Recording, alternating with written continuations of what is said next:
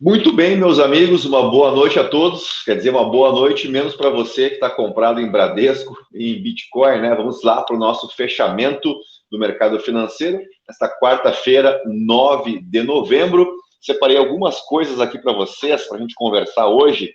Um dia de intensa movimentação política em Brasília, com a visita de Lula aos presidentes da Câmara, do Senado e também uma visita aos ministros do STF. Um dia de continuidade na apuração dos votos da eleição nos Estados Unidos. Uma notícia interessante para a renda fixa que eu trouxe para vocês aqui. Tivemos também um dia de interrupção em Wall Street, né? Aos 3 dias, aquele mini rally que a gente vinha verificando em Wall Street encerrou hoje e encerrou de forma preocupante, porque perto das mínimas, como perto das mínimas também foi o desempenho aqui no Brasil do Ibovespa, um dia de demissões no Facebook, conforme eu tinha antecipado para vocês. É um dia de péssimas notícias, então, para o Bradesco, a gente chega lá, e para o Bitcoin também. Vamos começar por Brasília, né? O dia hoje marcou a primeira visita oficial aí do presidente eleito, Luiz Inácio Lula da Silva. Ele começou a sua visita ao Arthur Lira, lembrando sempre que o Arthur Lira é o mais cotado aí para seguir na presidência da Câmara em 2023, e o Lula foi lá, ao que tudo indica, né, a solução encontrada para o orçamento de 2023 será mesmo via PEC. Até a semana passada existia uma dúvida ainda entre PEC ou uma medida provisória, lembrando que uma PEC precisa de 3/5 dos votos na Câmara dos Deputados, enquanto a medida provisória é por maioria simples, né, ou seja, metade mais um. É o caminho mais difícil de conseguir no parlamento, mas ao que a gente vem acompanhando aí nas discussões ao longo desses últimos dias, parece mesmo ser o caminho mais viável para a gente conseguir pagar aqueles R$ 600 de Auxílio Brasil ou de Bolsa Família, né, que deve ser rebatizado o programa no ano que vem, e também para dar a correção do salário mínimo.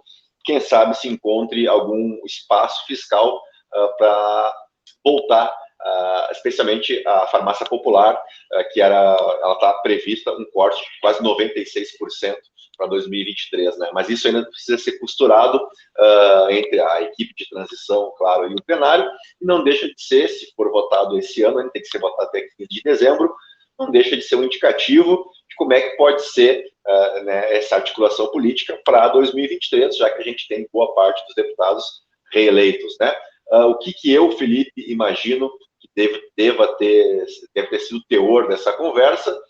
Eu chutaria, assim, eu arriscaria dizer que o orçamento secreto, né, as emendas do relator, deve ficar para essa discussão para o ano que vem, ou seja, em 2023 ainda teríamos o dito orçamento secreto, em troca de um possível apoio do PT à reeleição do Arthur Lira, e deixando o Arthur Lira com a responsabilidade de tocar, então, essa PEC de transição até 15 de dezembro. Mas é uma leitura muito particular minha, tá? Eu não li isso em lugar nenhum, é apenas um palpite, mas dentro daquilo que eu conheço aí do jogo político brasileiro.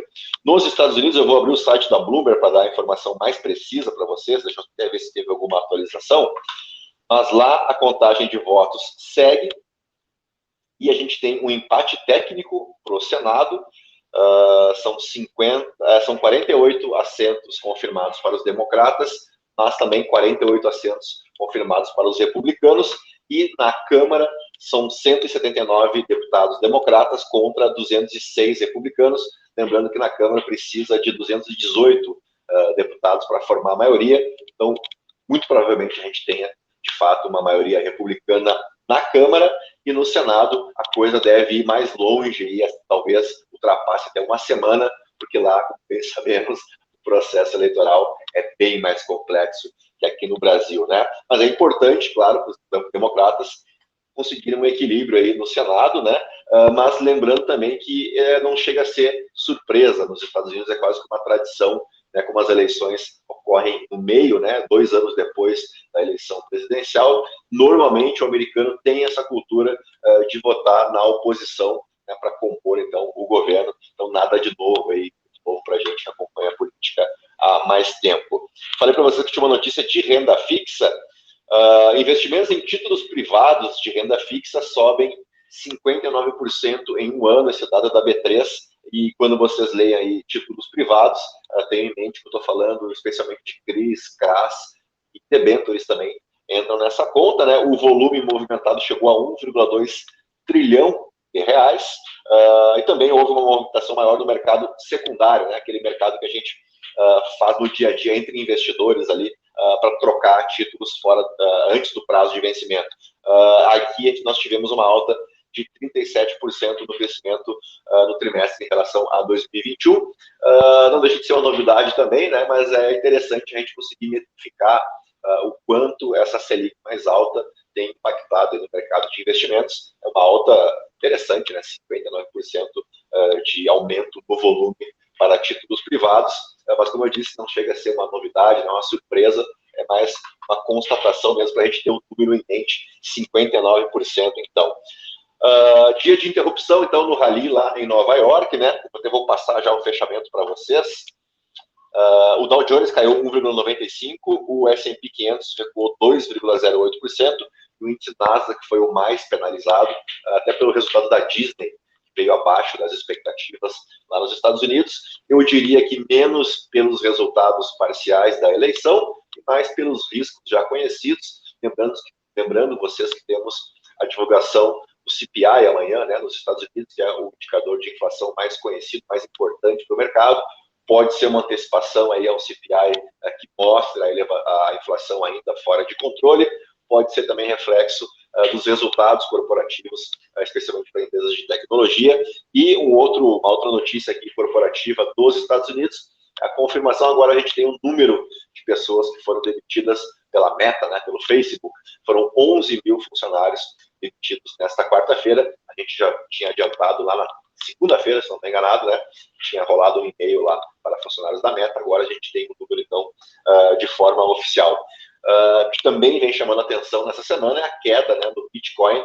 O Bitcoin vem perdendo suportes importantes aí com a história lá da Binance e da FTX, pois perdeu o suporte dos 17 mil pontos, 17 mil dólares, melhor dizendo, o Bitcoin, o que não acontecia desde o ano de 2020. Então, acho que tudo isso contribuiu, né, para esse distanciamento do risco, né, com a possibilidade de nós termos uma taxa de juros para o ano que vem nos Estados Unidos, já no primeiro trimestre, acima de 5%, já estão se falando de 5% a 6%. Falando nisso, hoje teve uma entrevista, uma participação do Pércio Arida num evento. Eu queria trazer aqui algumas falas que ele trouxe que eu acho importantes.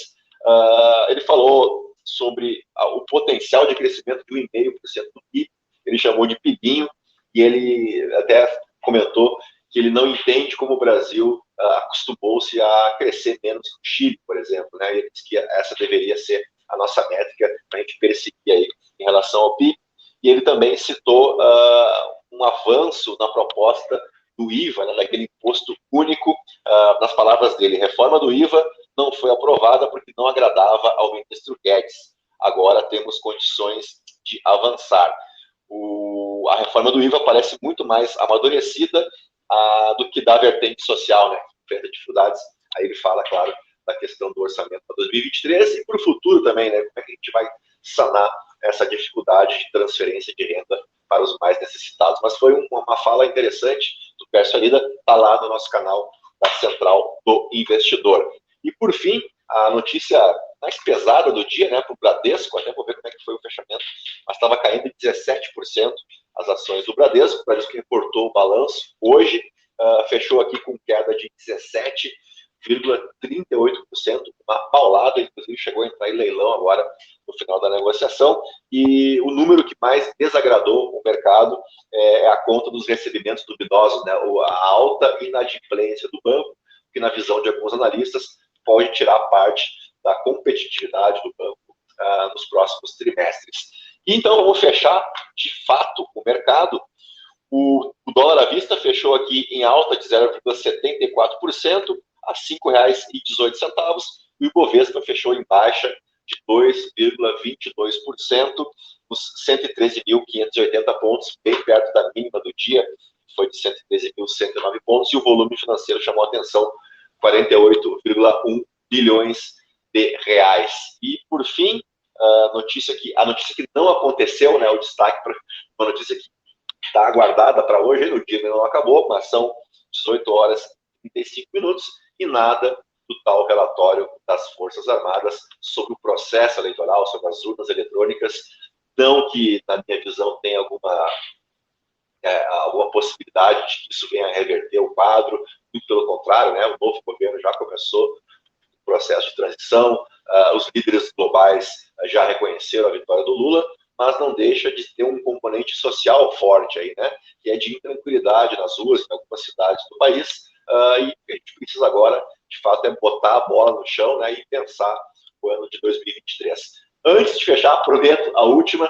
Amanhã, mais ou menos nesse horário, vou fazer um encontro com os meus colegas da Esperato Investimentos, o Francisco Dalry e o Christian Wagner, para a gente falar de cenários possíveis para 2023. Aí a gente vai fazer um bate-papo mais alongado, né, de 40 minutos, uma hora, e a gente vai falar, claro, um pouquinho do novo governo, né, o que a gente pode esperar para o novo governo, em cima dos nomes que já foram ventilados aí para a equipe de transição, mas o foco, claro, sempre vai ser o mercado, né, o que você pode fazer com a tua carteira de investimentos para 2023, para você aproveitar, quem sabe, mais um ano interessante para renda fixa, para você fazer aquela análise setorial, que é tão importante, né, iniciar um novo ano, para daqui a pouco você fazer algum rebalanceamento também na tua carteira de ações. Tá legal? Então eu aguardo vocês amanhã. Vou colocar o convite nas minhas redes sociais, lá no Instagram, no Felipe_ST, também no canal da Central do Investidor no Telegram. Eu gostaria muito de contar com a presença de vocês, tá legal? Então, a todos um grande abraço, um bom final de tarde, né, um bom início de noite, e volto amanhã cedinho com mais uma edição do nosso Morning Galo. A todos um grande abraço. Tchau, tchau.